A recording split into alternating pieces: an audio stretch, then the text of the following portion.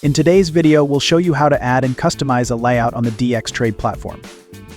First up, let's navigate to the top of the platform. You'll see a plus icon there. Go ahead and click on it to add a new workspace. Here you can name the workspace.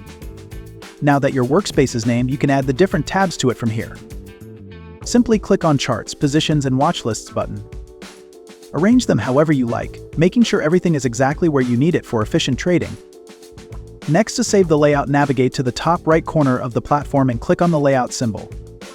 From the drop-down menu, select Save Layout As. A window will pop up where you can name your layout. After naming it, click on Save, and that's it, your personalized layout is now saved. To access your saved layout, click on the layout icon again. Under the My Layouts section, you'll see all the layout you have created. If you ever wish to go back to the default layout, it's simple. Just go to the Public Layout section and select Default Layout from the list, click on Load, and then confirm by clicking on Load Layout. And there you have it, the default layout is restored. You can also explore various other layouts available under this section. Thanks for watching. If you found this video helpful, don't forget to like, share, and subscribe to our channel.